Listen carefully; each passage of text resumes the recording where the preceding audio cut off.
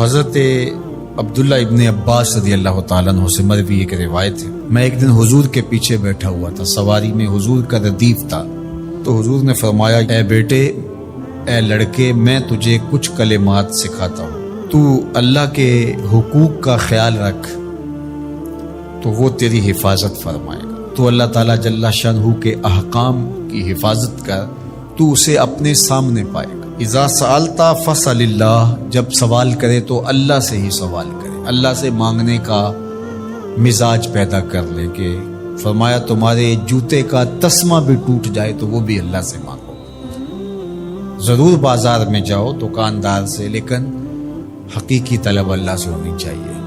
بات بات پہ اللہ سے سوال کرو، بڑی سے بڑی چیز بھی اس سے مانگو، چھوٹی سے چھوٹی چیز بھی اسی سے طلب کرو۔ ہماری ساری ضرورتوں کا کفیل ہمارا رب، ہمارا مالک ہے۔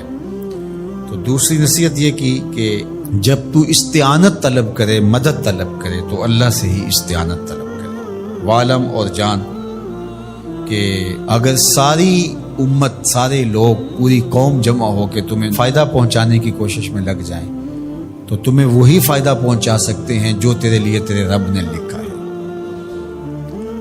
اور فرمایا وَإِنِ اجْتَمَعُوا عَلَىٰ أَن يَضُرُّوكَ بِشَيْءٍ، اور اگر تمہیں نقصان پہنچانے کے درپے ہو جائیں، لَمْ يَضُرُّوكَ إِلَّا بِشَيْءٍ قَدْ كَتَبَهُ اللَّهُ عَلَيْكَ، تو تجھے صرف وہی نقصان پہنچا سکتے ہیں جو اللہ نے تیرے لیے لکھا ہے۔ سارا زمانہ بھی مخالف ہو جائے، تیرا کچھ نہیں بگاڑ سکتا۔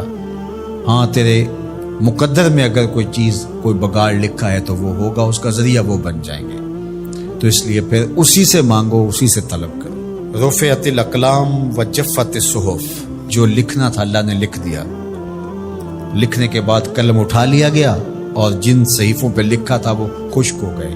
اب کتابیں بند ہیں، تو اس لیے اس نے تیرے لیے جو لکھا ہے وہ ہو کے رہے گا، تو خام خواہ لوگوں سے ڈرنے کی ضرورت نہیں ہے، اور تیرا فائدہ، تیرا نقصان اسی کے دستے قدرت میں ہے، تو اسی سے طلب کر، اسی سے مانگ۔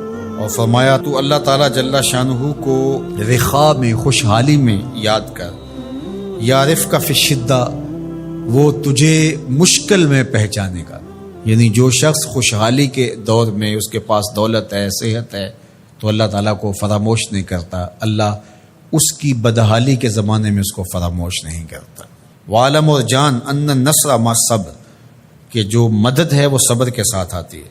وان الفرج مع الکرب، اور کشادگی جو ہے وہ مشکل کے ساتھ آتی ہے۔ وان مع العسر یسرا، اور سہولت جو ہے وہ مشقت برداشت کرنے کے بعد آتی ہے۔ تنگی کے بعد فراخی آتی ہے، پہلو مشکل پھر تمنا، پہلو کنڈا پھر پل، شاید مگروں پہلو مکھیاں ڈس دیاں ڈنگ والیاں۔ تو یہ سب ہوتا ہے، مشکلات، تکلیفیں، آلام، مصائب، ان سب سے گزر کر کے آسانیاں آتی ہیں۔ خود حضور کی زندگی دیکھ لیجئے، مدنی زندگی مکی زندگی کے گزرنے کے بعد طائف کے مراحل کو طے کرنے کے بعد آتی۔ تو ہم ڈائریکٹ اگر چاہیں مکی زندگی کو اختیار کیے بغیر اور طائف کی مشکلات اور سنگلاخ راستوں سے گزرے بغیر مدنی برکتیں حاصل کرنا، تو وہ نہیں پا سکتے۔ تو یہ اللہ تعالیٰ نے ایک نظام رکھا ہوا ہے۔